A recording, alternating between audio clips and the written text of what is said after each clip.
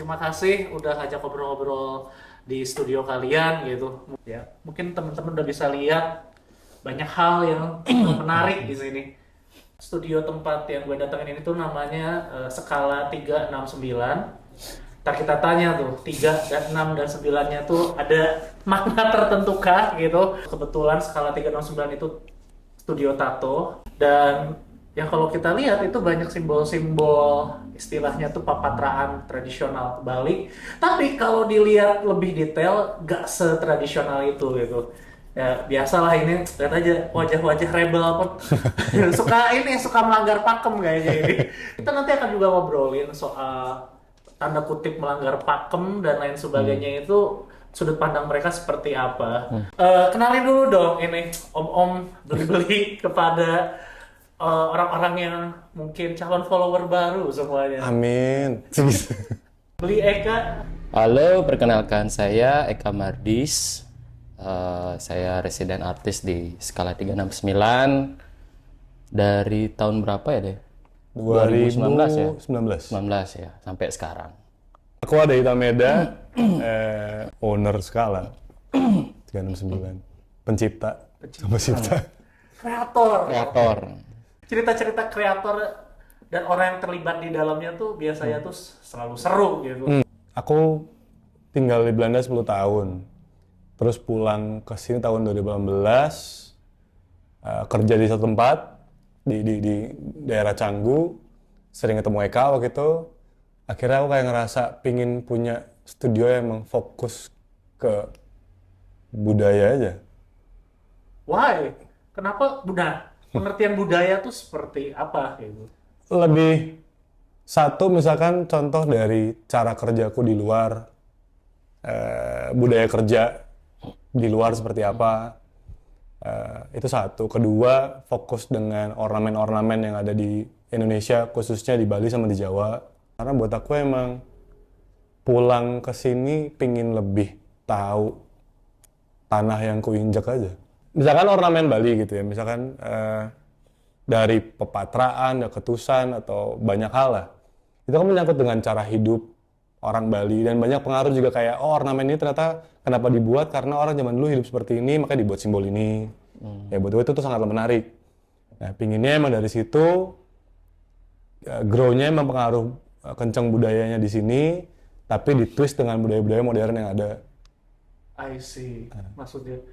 Nah, kan kalau Ade emang udah punya perspektif seperti itu. Nah, kalau Eka sendiri gimana? Ini berarti Eka ditarik nih, jangan ditarik dari rival tatois studio yang lain. Wah, ini berbakat nih, gue harus bujuk-bujuk ini. Jujurnya sih ya sih. Gimana sama Enggak, Eka? sebenarnya aku pertama ketemu Ade itu dari DM dulu.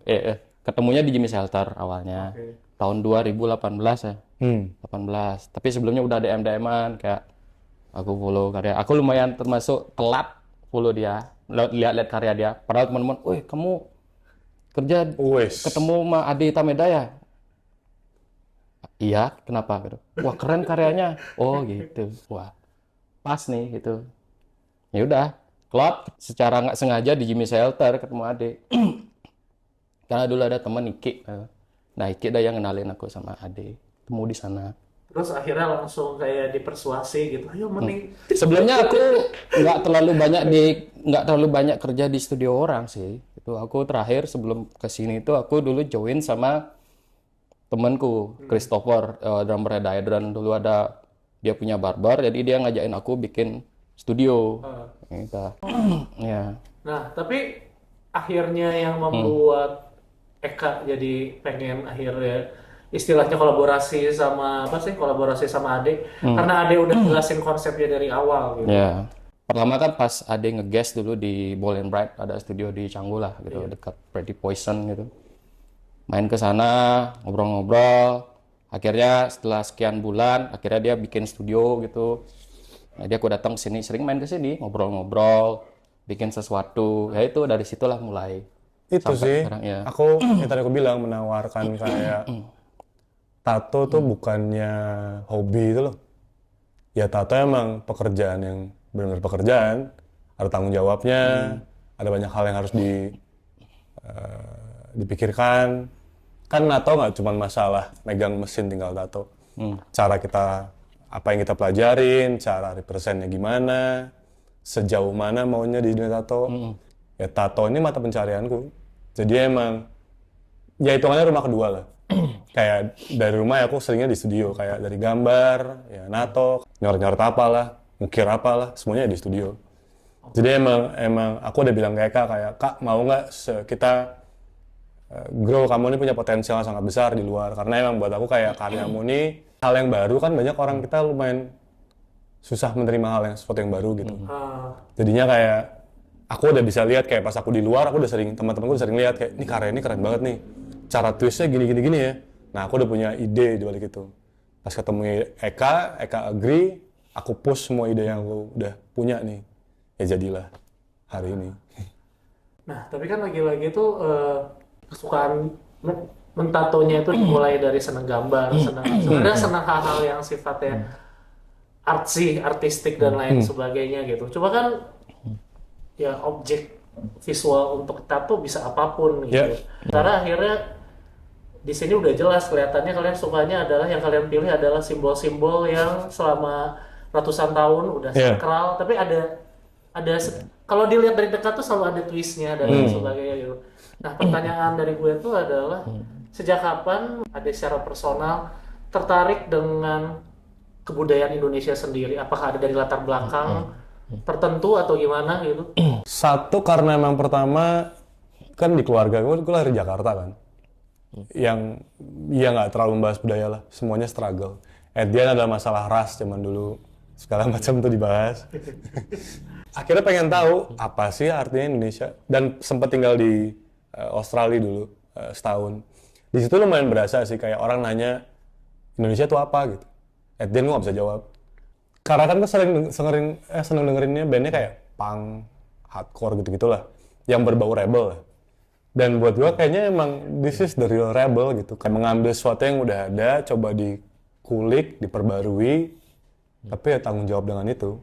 Gue tuh selalu ada bias terhadap orang Bali bahwa orang Bali secara naluriah itu lebih banyak mengetahui culture mereka sendiri gitu. Terus misalnya gue nanya sesuatu spesifik tentang culture mereka selalu dengan humble bilang rata-rata tuh, aduh saya tuh kurang tahu gitu, saya tuh cuma tahu sedikit, tapi ujung-ujungnya mereka tuh bisa menceritakan secara detail dan secara menarik. Gue tuh akhirnya biasanya adalah semua orang Bali itu pada dasarnya storyteller yang bagus untuk culture-nya mereka sendiri.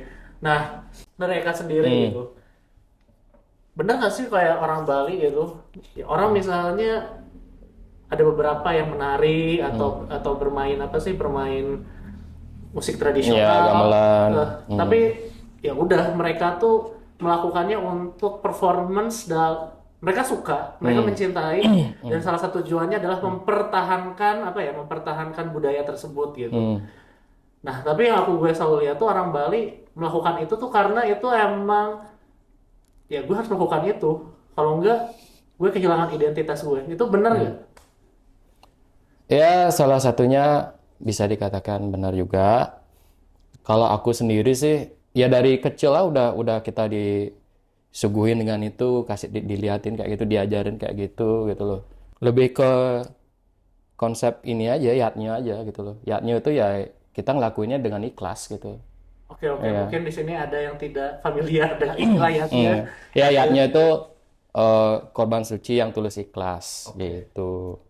Jadi ya kita lahir sebagai orang Bali, ya kita ngelakuin itu. Ya kayak ngebanten lah gitu, dari kecil udah ada upacara inilah, upacara 3 bulanan lah, dan masih banyak tuh gitu rentetan upacara yang lainnya gitu singkat ceritanya.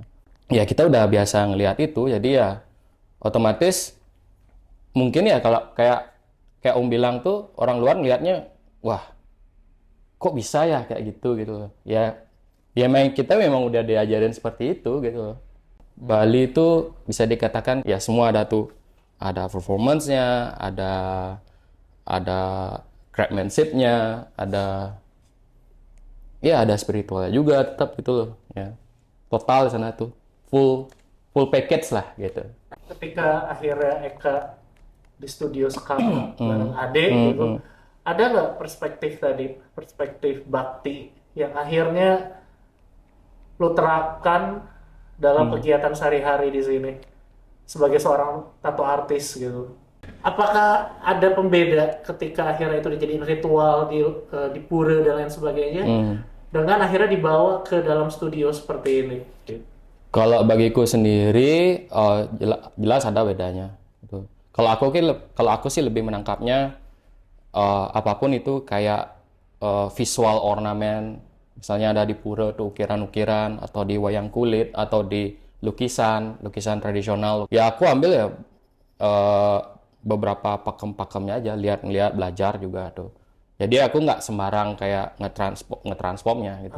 Dan ngetransformnya itu juga aku bikinnya lebih konsepnya ke dekoratif, bukan ke sisi spiritualnya. Aku lebih kayak ngeliat visualnya dari ini, aku tangkap, kayak aku capture beberapa desain, beberapa referensi, jadi aku desain ulang. Ya kalau dari segi teknik ya, yang ku terapkan di studio itu ya itu, mengambil rasa visualnya itu menjadikan lebih ke dekoratif aja gitu. Karena dekoratif. Ya lebih ke dekoratif aja dia. Nah, tadi kan udah dibuka ya soal perihal nama kalian gitu. Skala 369 itu. Pasti pada penasaran juga tuh. Asal mulanya dari mana sebenarnya? Jujur, kan dirimu sebagai founder Skala. Itu kayak gue jadi inget kayak istilah Bali skala di skala yang terlihat dan tidak terlihat. Itu salah satu cara orang Bali menjelaskan kosmologi mereka. Bener dari situ asal mulanya. Literally pindah ke Bali, buku pertama yang dibeli adalah ini. Skala nih skala. Lu nemu di mana ya? Di Peritit atau di Ya di situ. Di situ. Karena penasaran kan nanya kayak bingung, kadang ada yang jawabnya beda-beda. Akhirnya kayak cari buku ini, skala kan yang terlihat. Ya udah fokusnya yang terlihat aja. Itu sih basic. Simpel itu sih. Sesimpel itu. Terus yang 369-nya itu Biar kayak bakmi loh, sehingga nggak kan? Kayak geng di Singapura. roots Cindomu kuat ya tetap ya masih ya. Kalau 369 emang udah dipakai nomor dari zaman dulu, gue sering banget pakai nomor itu.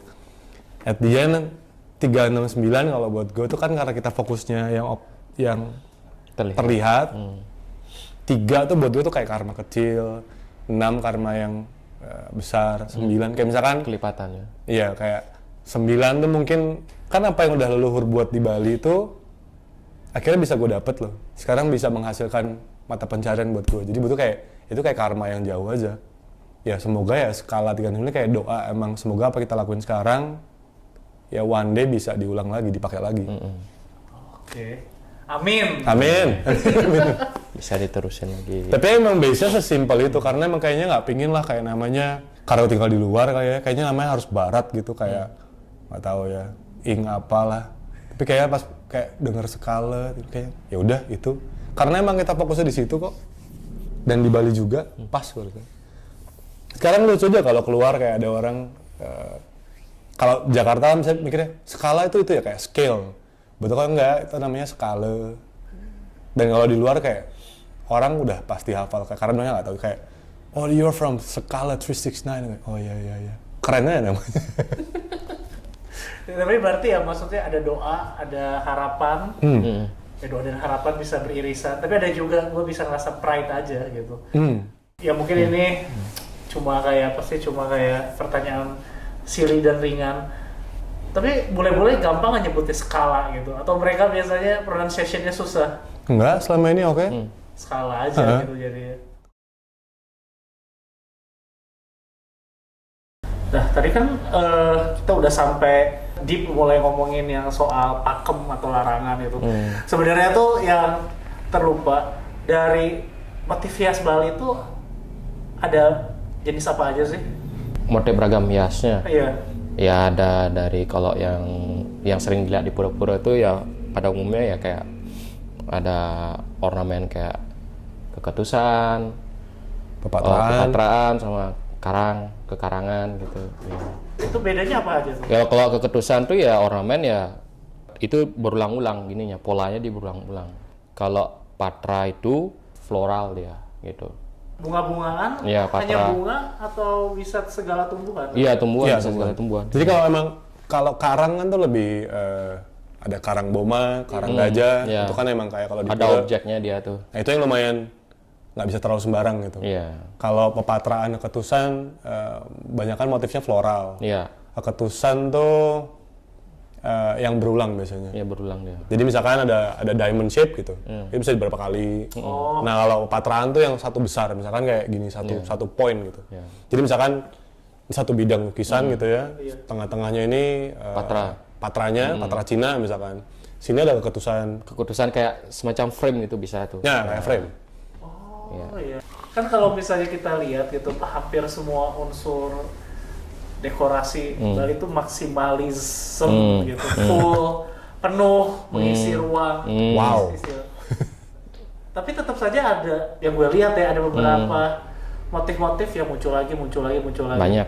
Nah, di luar apa sih, di luar yang biasa akhirnya kalian olah lagi untuk akhirnya jadi tato, motif-motif yang kalian bilang patra-patraan atau apa sih, atau kekutusan Karangan. kekarangan yang menurut kalian paling banyak dipakai orang Bali dalam karya seni sehari-harinya apa aja? Ya itu mas-masan gitu ya. Itu kakul-kakulan yang frame-frame tuh ketusan itu. Iya. Ketusan kakul-kakulan, mas-masan gitu.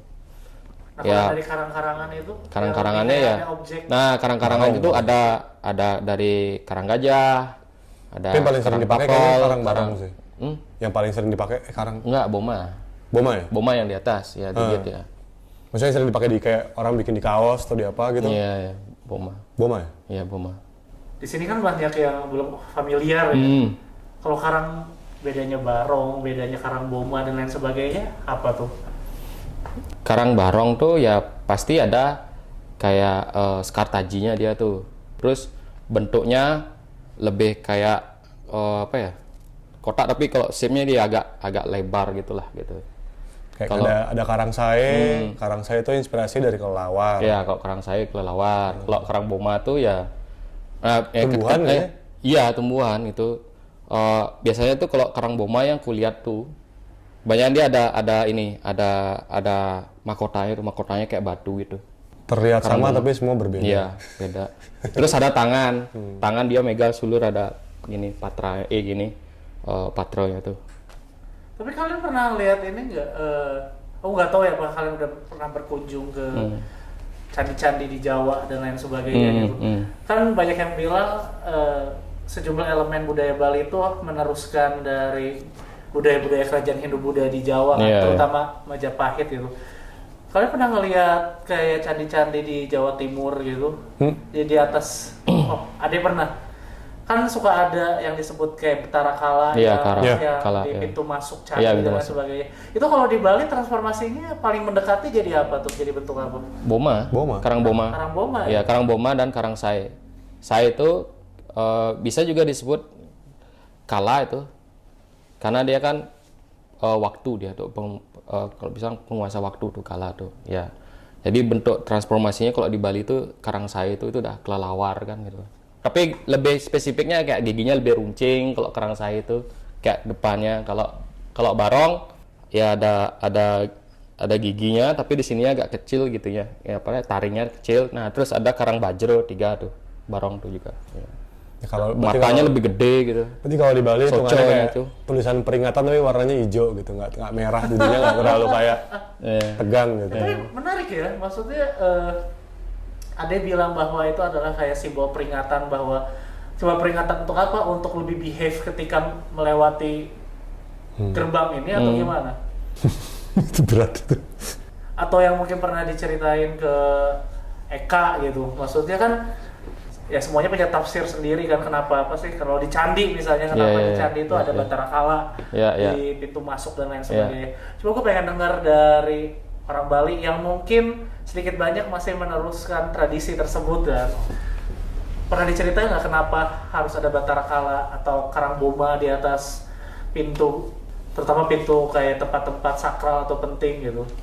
Ya kalau bisa dikatakan ya karang boma ya sebagai kayak penjaga aja, sebagai penjaga yang dari pura itu. Jadi kalau masuk tuh ya santun lah masuk ke dalam tuh gitu.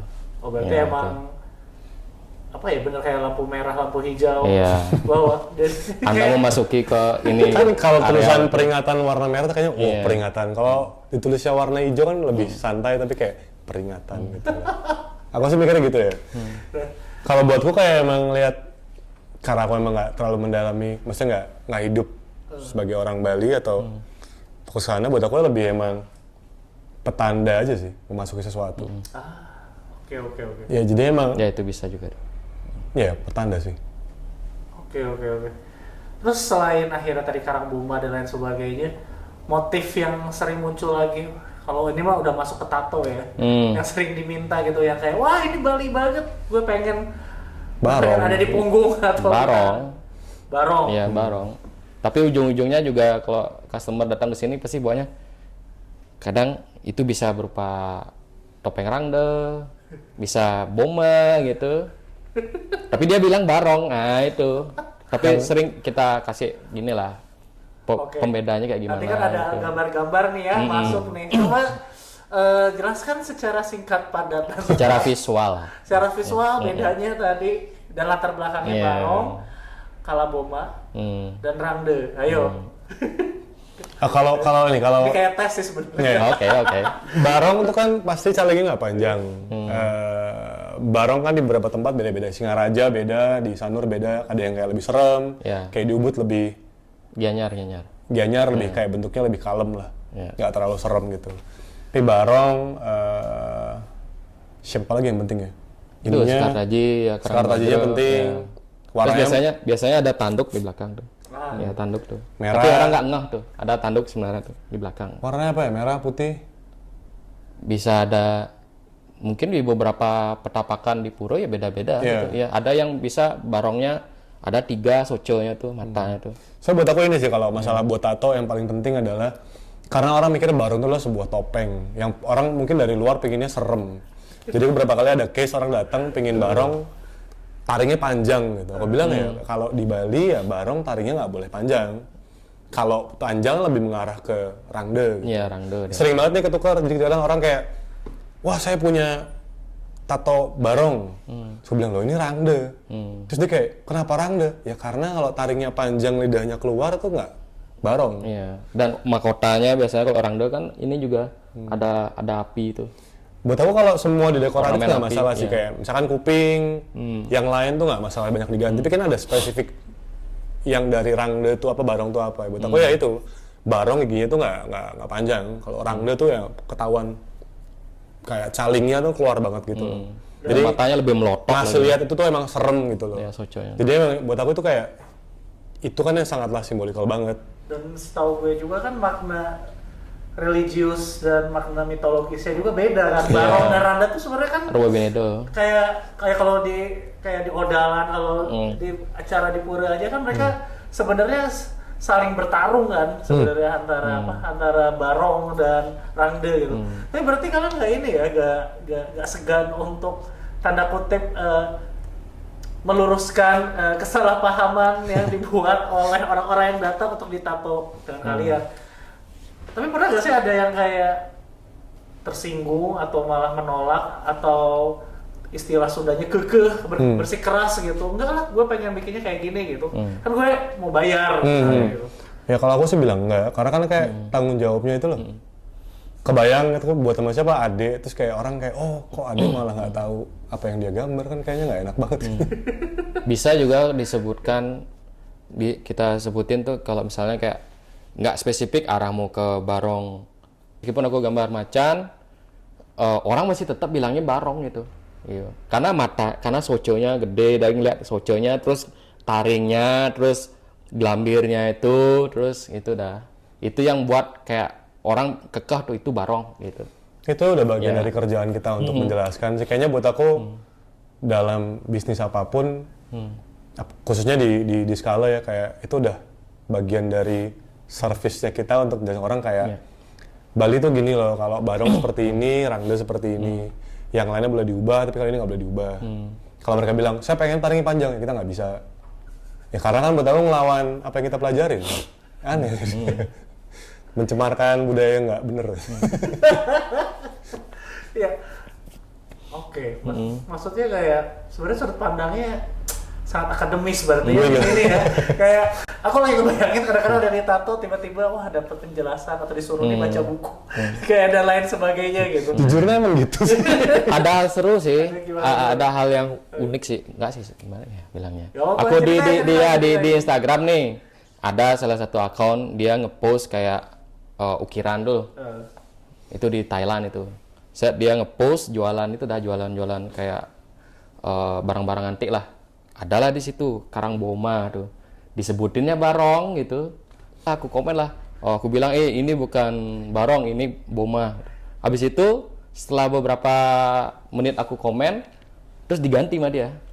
Ya, edit by. Kayaknya dia langsung searching Google. Iya itu dah. Ini bagus. Maksudnya aku tuh selalu bilang bahwa simbol dan lain sebagainya itu, apalagi yang usianya udah ribuan tahun dan lain sebagainya, itu selalu akan ada pergeseran. Iya itu dah. Perspektif dan lain Nah, sebagainya. takutnya ke arahnya ke situ kan. Iya. Gitu. Apa? Takutnya kan semakin ya itu dah semakin era globalisasi dan segala macam kan, perkembangan bakalan terus berubah kan gitu loh, dinamis gitu. Takutnya itu yang jadi salah gitu loh, salah Ya makanya penyebutan gitu. kalau aku di skala itu kayak upload, kita share topeng barong yang aku punya, kita share ini loh barong. Terus kayak kita pernah share patraan ini loh, aslinya seperti ini, dekorasinya seperti ini. Kebayang kalau misalkan aku selalu gambar barong, nah itu orang kayak, wah barong seperti ini. Ya kan aku jadinya salah. Jadi buat aku kayak barong yang di Bali dipakai untuk upacara atau yang ditaruh di pura ya seperti ini bentuknya. Jadi kita juga share itu. Ya paham. Gue sedikit banyak setuju dengan perspektif bahwa ketika lo mau istilahnya apa ya,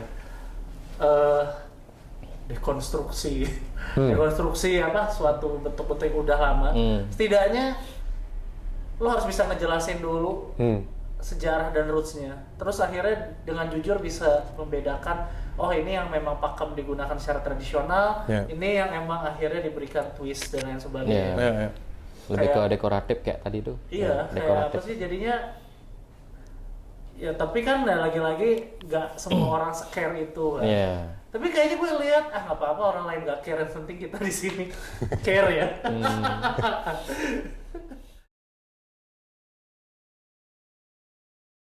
Oke, kan tadi Eka tuh udah ini ya, udah masuk ke arah bahwa beberapa unsur visual yang dibawa ke sini tuh yang tadinya mungkin ada unsur sakralnya, tapi ketika dimasukin ke studio itu akhirnya hanya dijadikan unsur dekoratif aja. Dekoratif.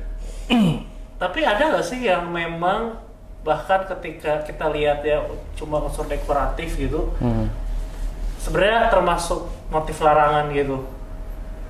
Bukan motif larangan sih, lebih kayak kalau bisa jangan gitu, jangan ke arah ke situ gitu. Ada beberapa kayak unsur-unsur yang nggak boleh dipakai gitu. Itu kayak job desk kita nggak sih, kayak untuk karena kita belajar tentang budaya di sini, jadi kalau emang ada yang datang untuk melaksanakan kayak pinginnya desain ini, dan kita tahu desain ini misalkan cukup sakral gitu, ya pasti kita bilang untuk tidak, karena kan kayak juga tugasku deh untuk bilang enggak gitu loh.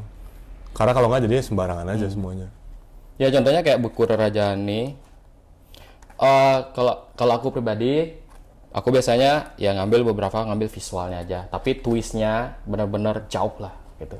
Ya nggak boleh tuh ada aksaranya ini. Kalau bisa dipelajarin, tapi beda lagi nih. Udah stepnya udah beda lagi. Biasanya kayak mangku, resi itu yang mengerti pam ini tentang aksara-aksara ini kan ada unsur-unsur aksara modern nih. Ya itu. Itu kenapa? Karena biasanya kalau ada unsur aksaranya itu berarti udah mantra. Iya, mantra ada mantra. Doa, mantra. Iya, ada mantra, doa. Biasanya kan desain visual ini, gambar-gambar yang ada di buku Rerajaan ini ada nih penjelasannya tentang nih gambar ini, misalnya gambar ini buat apa gitu, buat proteksi apa gitu. Yang Eka tahu yang contohnya buat proteksi yang mana? Nah kayak ini Mercundara Ini biasanya di rumah biasanya nih. Ditaruh di mana di rumahnya? Di gambar di kayak kain tuh, kain putih gitu. Jadi diisi aksaranya yang mengerti itu. Dalang bisa tuh nyuratin aksara tuh. Nah, yang ngebuat gambarnya siapa?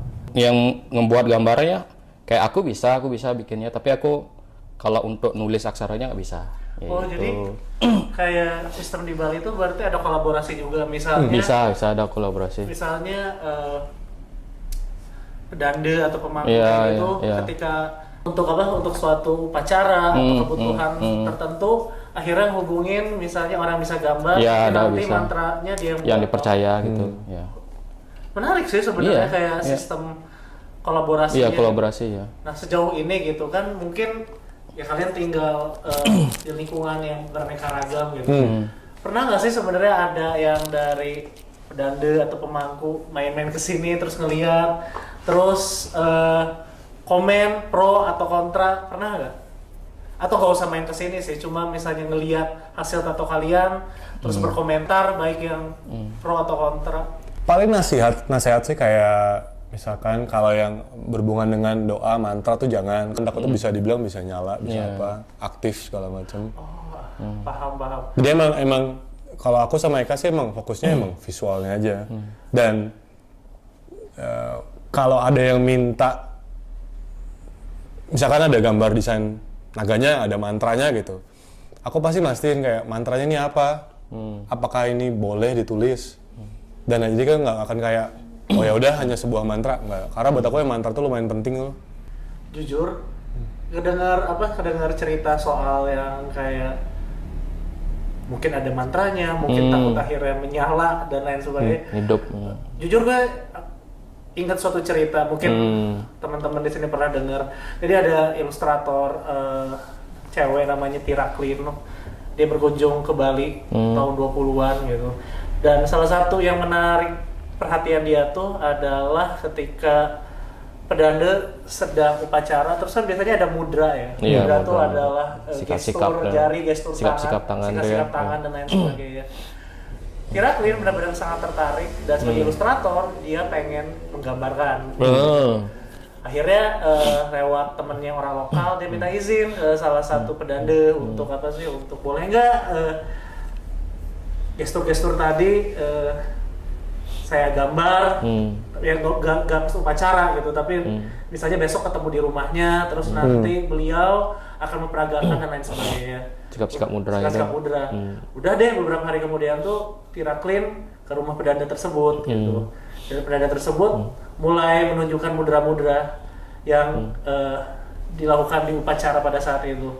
Menariknya adalah ketika Tira Klin melihat, dia menunggu sampai pedandanya beres. Terus setelah beres, Tira Klin langsung ngomong ke pedandanya, maaf tapi gesturnya beda dengan yang saya lihat kemarin. Jadi Tira Klin menyadari bahwa kok beda? Kan dia minta spesifik yang seperti ketika upacara. Pedandanya kaget karena tidak menyangka bahwa Tira Klin benar-benar memperhatikan segitunya. Terus akhirnya beliau bilang, iya soalnya beberapa gestur mudranya itu hanya boleh dilakukan ketika upacara dan lain sebagainya karena takut kenapa-napa. Ya tadi seperti yang kata Ade dan Eka gitu. Tapi toh akhirnya pada satu titik akhirnya memang digambarkan oleh Tira Klin setelah diizinkan. Yang gue lihat bahwa ada beberapa yang emang kayak sebaiknya jangan gitu. Tapi jadi gimana ya? Ketika gak boleh tuh akhirnya tidak sesaklek itu, tidak yang benar-benar akhirnya pure Langsung straight gitu ya. Iya, ketika akhirnya bisa menjelaskan alasan di latar belakang dan lain sebagainya tuh kenapa akhirnya saya pengen mempelajari atau saya pengen menggambar atau saya pengen memfoto, itu selalu ada ruang untuk kayak akhirnya diperbolehkan gitu. Itu yang sebenarnya menarik gitu. Kalau aku malah sesuatu karena waktu itu mantra-mantra itu nggak boleh tulis, makanya aku membuat kata-kata sendiri, Iya, kayak ornamen sendiri yang berbentuk seperti aksara aksara-aksara Bali. Iya. Oh, jadi kayak apa ya? Transformasinya dibikin Kayak itu belakang lebih sini? ya itu lebih ke dekoratif ya jadinya gitu loh. Nggak semuanya, nggak 100% akhirnya diambil berarti. Iya, iya.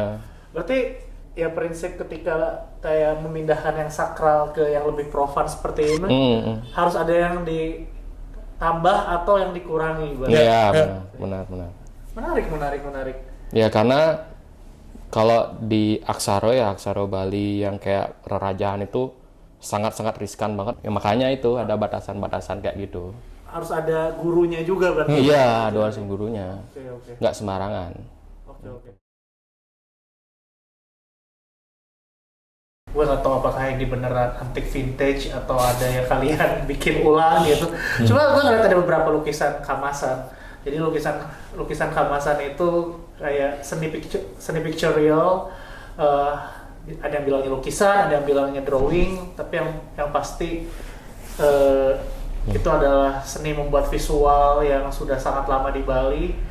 Dan kemungkinan juga dikenal di era Majapahit kuno dan lain sebagainya. Nah, lukisan Kamasan itu tuh sangat kuat berkembang di daerah Kelungkung. Daerah Kelungkung kan setauku tuh setahu gue itu salah satu wilayah kerajaan Bali yang tertua ya. Setelah apa? Gel-gel gitu, gel-gel yang runtuh terus diganti Kelungkung. Dan Kerajaan Gel-Gel Kelungkung. Gel-gel dan Kelungkung tuh berarti sama ya? Oke.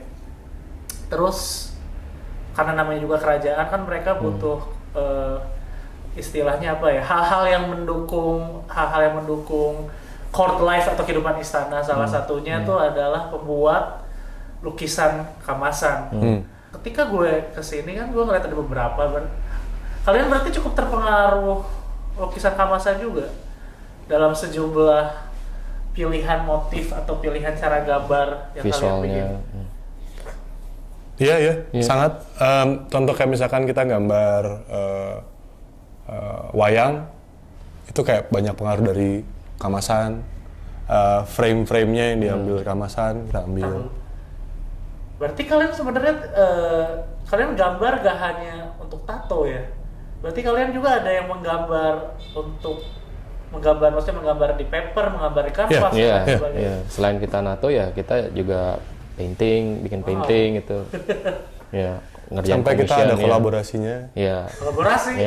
Kolaborasi dengan Seniman dari Kamasan, Desa namanya Kamasan, Pak Wayan Swece. Pak Wayan Swece, tapi Pak Wayannya udah meninggal.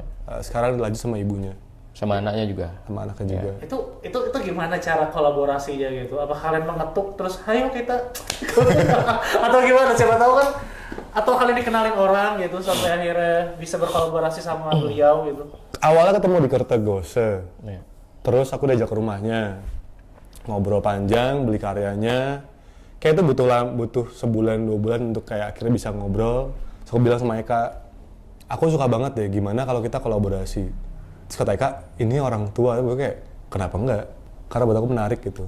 Kita ke sana, izin, butuh waktu sih lumayan. Akhirnya kita nyambung, akhirnya start untuk kolaborasi. Tapi kayak satu lukisan ini habisnya sekitar 8 bulan. Ya karena aku kekeh dengan cara pandangku, maksudnya aku nggak mau buat Kamasan, tapi hitungannya kayak lebih neo Kamasan, hal baru dari lukisan Kamasan. Ya banyak pro kontranya, dan buat aku tuh menarik banget. Gue langsung kebayang brainstormingnya sih sebenarnya gitu. Panggilannya Pak Swece ya? Iya, Pak Wayan Swece. Pak Swece kan pasti sebagai yang namanya apa sih istilah seniman-seniman di banyak di seniman dan pengrajin dalam budaya Bali itu kan banyak yang sudah belajarnya tuh kayak lintas generasi ya, meneruskan apa yang dilakukan oleh ayah, kakek buyut dan lain sebagainya.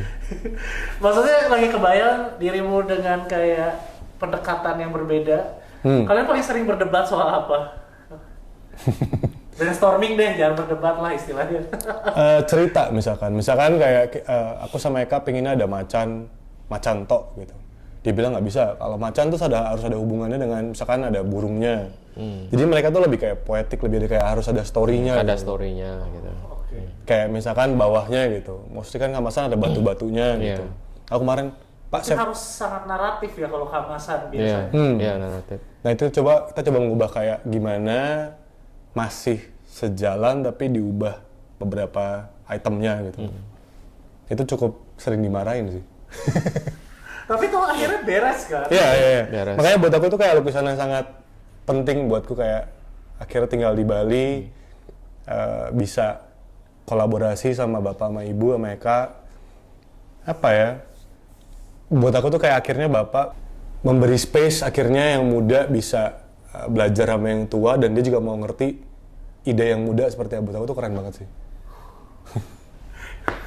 Gue jadi penasaran gambarnya kayak gimana. Pasti yang nonton ini juga bakal penasaran. Kayaknya langsung liatin aja deh. Speechless banget. Tapi gue jadi penasaran juga. Jadi misalnya gini, bagian yang Pak Sweci dan istrinya yang mana? Bagian Eka sama Ade gimana?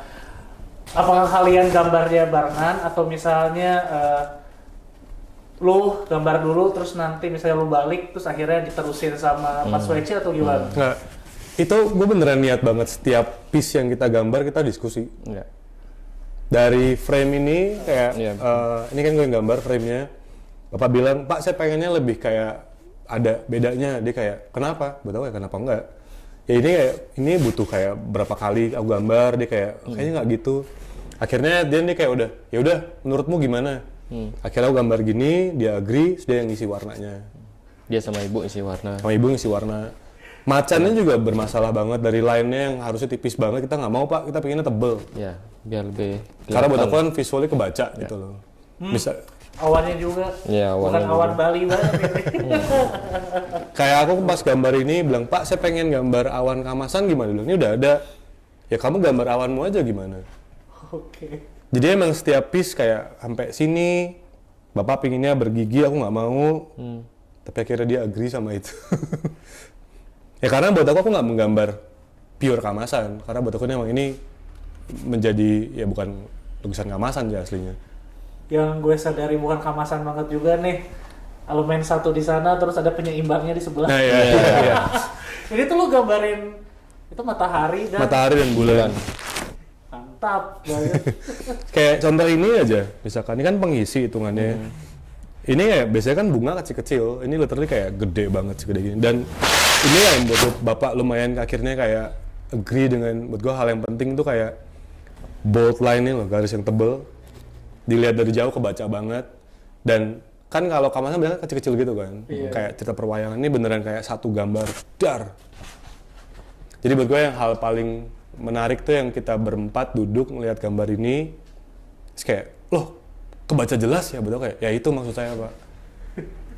Dan ya nggak tahu, buat gue ini kayak pembelajaran penting aja sih. Akhirnya bisa belajar banyak cara pandang bapak sama ibu gimana, nge-twistnya gimana. Kayak ini nih kita ngulang berkali-kali masalah bagian yang coklat ini nih. Eka gambar gini, kenapa muter gini? Kenapa nggak muter gini? Masalah cuma muter aja. Itu dibahas banget kan. Kayak inilah contoh misalkan kita ngisi ininya gitu loh. Sen. Ini Lorengnya. Warnanya. Nah, Warnanya. banyak perdebatan. Contohnya perdebatan lorengnya adalah untuk kayak arah si loreng atau apa biasanya? Kan mereka gambar kamasan lorengnya beda.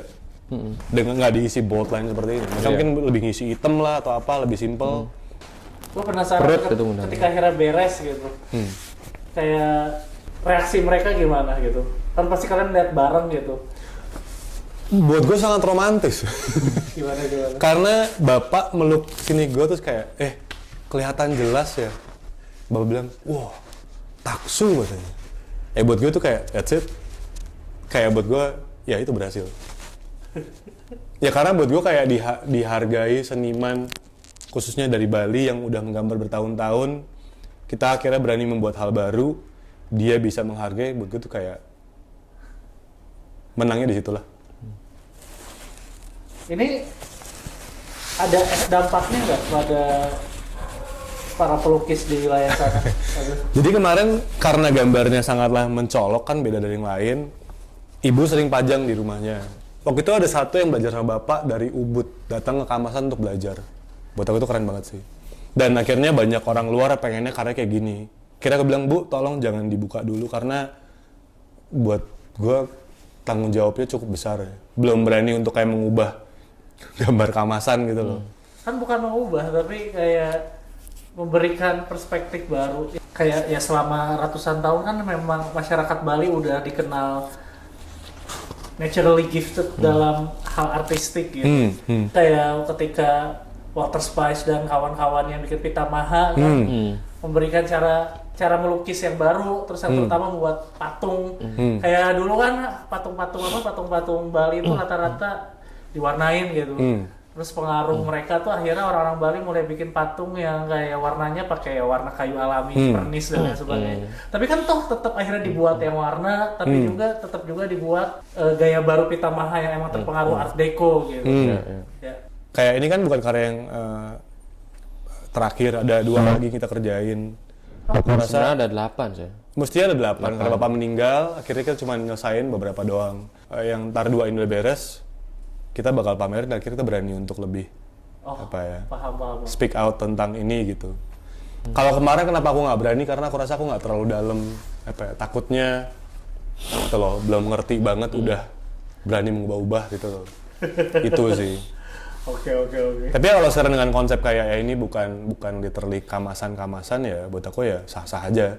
Tapi kan kalau orang nanya, kok ini kayak kamasannya, Dek? Belum. Oh iya, tapi ini bukan kamasan semestinya kayak. Apa? Lu udah bikin istilah baru, neo-kamasan. Neo-kamasan. Semua berbau neo. Di compare sama yang aslinya, lainnya tipis, terus kayak tone warnanya nggak terlalu ini kan apa banget ya, pop up banget gitu loh. Nggak bold gitu. Iya, terus gambarnya banyak banget. Jadi kayak where is the Wall-E? Ya, kita nggak tahu kan maksudnya neo-kamasan ala studio skala ini bakal kemana gitu. Tapi setidaknya ini adalah pembuka yang menarik sih. Soalnya gue selalu percaya bahwa seni tradisional untuk bisa terus hidup harus ada momen ditafsir secara barunya, biar terus kayak reborn lahir terus menerus gitu. Ada oleh-oleh lain kah yang didapat dari kamasan selain hasil kolaborasi ini? Masih dipelajari Dan baru selesai di frame ya. Iya, kita baru frame. Buat aku sih ini bilangnya barang antik. Seantik apa? Fraser. Pegang dulu. Ini lukisan dari keluarganya ibu sekitar 120 tahun. Iya. Visualnya apa nih?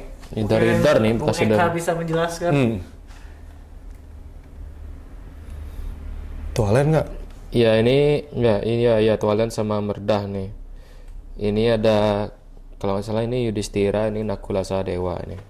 Oh, berarti ini potongan cerita Ya. dari Mahabharata. Iya Mahabharata. Jadi kira-kira Karena beberapa lagi kan ada side-side-nya kayak ada potongan kayak Arjuna bertapa gitu ada tuh ya.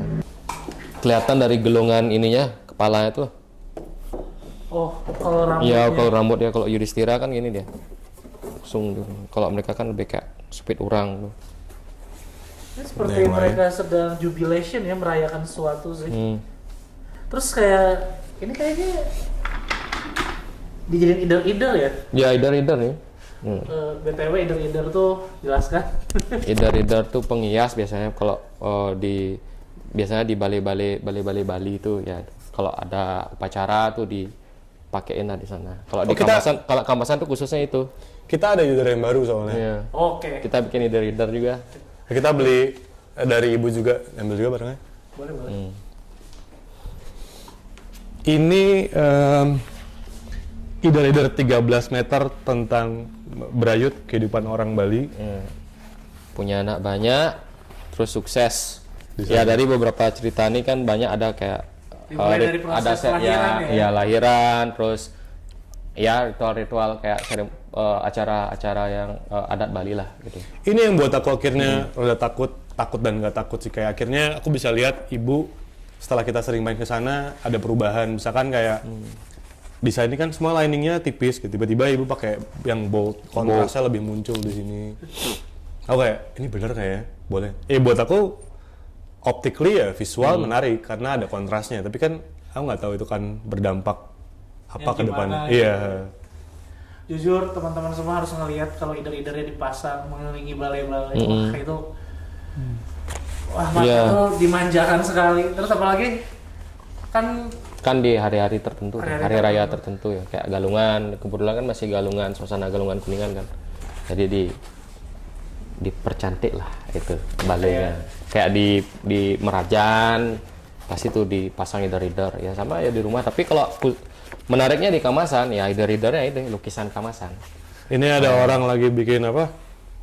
Lawar atau biguling? Lagi ini mebat nih, mebat itu dia masak dia ya. Nah. Mebat istilahnya tuh. menariknya leader-leader dengan tokoh pasangan Men Brayut dan suaminya Pan Brayut. Pan Brayut yang sebenarnya di Jawa kuno juga dikenal, biasanya itu istilahnya tuh Dewa Kuera dan Dewi Hariti kan, mereka tuh apa? Mereka tuh melambangkan kayak itu kehidupan harmonis, banyak rezeki, banyak anak dan lain sebagainya. Iya, iya. Kan kalau lukisan kamasan tuh biasanya adalah cerita sakral dan heroik, Mahabharata, Iya, Ramayana, Ramayana. cerita Panji gitu. Ya, Sutasoma. Cerita Soma. Nah, yang di either Men dan Pan Brayut ini kita bisa lihat kayak kehidupan sehari-hari masyarakat Bali. Orang mandi, orang melihara sapi, ngangon gitu. Semua ada nih aktivitas-aktivitas orang Bali. Ini reference kita buat lukisan lu juga sih kemarin. Tapi sebelum ini kan udah dengan yang pendekatan tadi kan neokamasan, neokamasannya skala. Ada contoh yang either Men dan Pan Brayut yang kunonya nggak ketika kalian buat ini? Nggak Nggak ada sih. Dulu ada dia bikin ya sama kayak gini, tapi udah dibeli gitu. Itu sebenarnya ya buat keluarganya dia, memang dipasang buat ibu gitu. Terus pada akhirnya dibeli gitu, ada orang nawar gitu. Terus Kalau bikin ini dia saya lagi. niat beli. Ya. Ini ada beli, kita beli, habis itu ibu bikin lagi gitu. Tapi setelah ya ngelihat karya kalian gitu, gue merasa emang spiritnya sama, tapi tentu saja identity personalnya tetap masuk gitu. Yang mana yang Ade, mana yang Eka tuh kebaca gitu. Jadi siapa dulu nih yang mau menunjukkan pada sejuta umat karya ya? Eka dulu, Ade dulu. Eka dulu berdekatan. Humbleness of Indonesia. Ayo. Cereng. Oke. Butuh bantuan. Oke. Nah, ini lukisan yang tahun lalu aku bikin. Ini pengerjaan sekitar 5 hari lah ya. Ini mediumnya Mediumnya ini kain belacu, tapi ini dari kamasan ya. Ada beberapa spesifik lah kenapa namanya kain kamasan gitu. Karena ada dilapisin pakai airbrush gitu, terus dikeringin, habis itu digerus dia pakai kerang gitu dia tuh. Makanya halus permukaannya dia dan warnanya agak lebih kayak broken white gitulah. Sebenarnya ini kenapa aku gambar 3 macan ini representasi dari hari ini, masa lalu dan masa depan. Itu. Ini sebenarnya ya. baru tahu. Iya. gimana sih? Present, future, and the past. Ya. Ini sebenarnya terinspirasi dari karya J.F. Henning, lukisan Pharaoh Horse sebenarnya tuh. 3 kepala kuda gitu. Itu. Yang dijadiin desain buat tato sekarang ini, American traditional. Nah, itu dah yang jadi dasar aku bikin karya ini gitu. Jadi aku nampilin 3 macan inilah. Makanya Berbeda-beda. rose-nya juga Ya rose ya, ada American rose di American traditional. Karena aku base-nya aku suka American traditional tattoo dari Sailor Jerry, dari beberapa dari klasik tattoo American lah gitu. Sama Japanese tattoo. Japanese oriental kayak ukiyo-e portrait gitu. Warnanya hampir sama gitu. Gitu. Oh, gue lihat tuh ada satu ukiyo-e style dengan coba mungkin bisa dibahas nih. Soalnya kayaknya sosoknya familiar. Boleh diambil ya? ambil aja. Nah ini sebagai perkenalan aku nih, dulu pas pertama kali ketemu Ade masih di Bold and Bright, dia kerja ngegas, jadi aku kasih dia ini oleh-oleh. Jadi aku kasih dia present ukiyo-e dengan potretnya dia lagi nato dengan mesin apa butterfly? Butterfly. Dragonfly ya. Dan ada, nah ini motif mas-masan ini yang di logo yang dia pakai tuh. Detail ya dia. Iya. Ini ya tuh aksara Bali yang kan di Jepang kan ada tuh nama-nama biasanya. Ya aku bikin gitu twistnya gitu.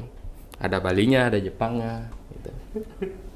Sebenarnya gini ya, cara gambar matanya sih cara khas gambar mata di ukiyo. Tapi tetap aja kalau gue misalnya udah kenal Ade sih gue langsung bisa mengidentifikasi sebagai Ade gitu. Gue penasaran aja gitu ketika lu ngulik ukiyo-e. Ukiyo-e kan ada masanya tuh terutama ukiyo-e klasik. Iya, klasik. Yang abad 16 sampai abad 18 tuh biasanya emang kayak ada pakem hidung gini, mata gini. Jadi Iya. gambarin cewek cantik gimana, ya. gambarin cowok gimana. Iya. Sama kayak Kamasan. Kan ada tuh juga kayak gestur mata galak kayak gimana. Ya sama kayak Kabuki. Ini kan ada juga tuh kalau di Japanese. Tapi ini tetap akhirnya ada identitas atau kenapa Ade gitu. Iya. Tatonya emang sebelah sini. Ya emang. Gambar alis. Iya. Alisnya spesifik gitu. Oh gitu. Sama aja sih kayak Bali akhirnya setelah penaklukan oleh Belanda kan sejumlah seniman masuk terus kayak memberikan perspektif baru gambar. Setelah restorasi Meiji tahun 1850 mulailah ukiyo-ukiyo-nya tuh kelihatan kayak identitas spesifik orang-orangnya gitu, pembedanya gitu. Ini sebenarnya ketika lu bikin ini lu beneran kayak udah ikutin pakem ukiyo-nya atau tetap kayak gue harus bikin ini agar bisa diidentifikasi sebagai Ade gitu. Kesukaanku sama Jepang gitu. Kayak dulu awal-awal aku belajar gambar kan gara-gara ini Dragon Ball gitu. Nah, tuh. Klasik ya, juga. Dragon Ball. Nah, itu balik lagi ke masalah ukiyo-e. Ya, aku belajar juga karena kan ya terbantu juga ada sosial media, ada internet segala macam. Jadi aku belajar nih. Jadi aku ini spesifiknya kayak gini gimana, mata Kabuki kayak gimana, matanya kayak gimana, mimik ekspresinya kayak gimana gitu. Jadi dapet lah. Terus cara garisnya juga kan bentuknya sebenarnya kan garis-garis gini kan ada lebih ke brush dia sebenarnya aslinya kan itu ada yang brush, ada yang wood block gitu loh. Gitu. Jadi aku bikin rasanya kayak brush tapi ini dibikin pakai marker buat garisnya. Nah, itu. Ya mix gini lah, media bahan lah gitu. Ketika lu buat ini lu kayak mengobservasi Ade dulu ketika lagi kerja atau kan ada foto-foto dia di Instagram ya, dia tuh aku kadang yang screenshot ya. Oke, Ya. Nggak sih maksudku oke banget sebenarnya. Nah, Pak Ade. kalau ini karyaku yang lumayan berapa tahun lalu sih. Hati-hati nanti jadi curcol adanya. Oh ini iya lagi. Ini ceritanya tentang Rahwana dan Sinta. Karena setiap kali dari kecil aku ceritain kayak Rama Sinta tuh kayak selalu kayaknya Great love story. Iya. Ternyata enggak. Ya ini juga menggambarkan kalau buat aku kayak kan Rahwana kan selalu idenya tuh yang jelek, yang buruk, yang tidak baik lah. Padahal setelah aku baca banyak tentang Rahwana ya itu banyak hal yang menarik tentang Rahwana. Dan buat aku emang dia beneran cinta-cinta aja. Itu sih. Ini Secara personal lu merasa relate dengan Rahwana ya kayaknya. sepertinya sih. Flamboyan ya. Flamboyan iya. Ya kalau di-compare kalau cerita beneran cinta buat gue emang Kamarati Kamaja itu kan beneran kayak Pasangan ideal. ideal gitu. Tapi buat gue emang yang beneran cinta emang Rahwana dan Cinta, bukan Rama dan Cinta. Jadi kayak bagian mengkomplain aja sih ini. Tapi gue ngerti perspektif itu soalnya ya kita tahu kan kayak siapa Presiden Jan Cukers. Jiwo Tejo. Iya, pas Jiwo Tejo juga kan punya karya yang ngomongin cerita cinta tersebut tapi dari sudut pandang Rahwana dan sedikit banyak perspektifnya mirip dengan lu gitu.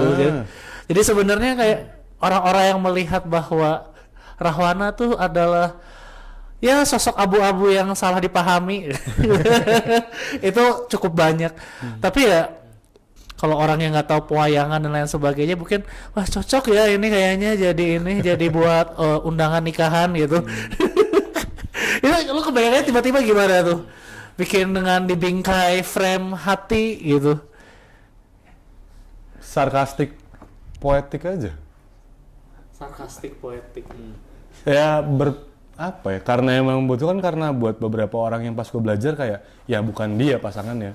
Oke. Dan menurut gue kayak ini kayak sengaja emang bikin di frame kayak inilah pasangan yang semestinya gitu. Oke. Coba sekarang lihat ada di baliknya apa lagi tuh. Oh ini gambar dari pepatrahan keketusan yang dibilang neo pepatrahan keketusan. Ini dari kayak mas-masan. Ini patra punggel. Punggel. Ini gambar ulang dari desain yang Bali yang udah ada. Mencoba lebih apa bilang namanya ya? Minimalis. Apapun itu namanya lah. Ini yang baru dibuat. Ini semua desain dari lihat dari di pura-pura, dari bangunan Bali, direkonstruksi ulang jadi seperti ini sih. Jujur ini mengingatkan gue pada ini sih, pada karya-karya lak tuh kayak apa sih biasanya tuh kerajinan dari kayu terus dipernis terus dikasih warna merahnya tuh khas seperti ini, dan gak hanya di Bali, itu banyak di Palembang, banyak kayak gimana, dan itu tuh kayak hasil pertemuan kultur Chinese terus dengan kultur lokal dan lain sebagainya.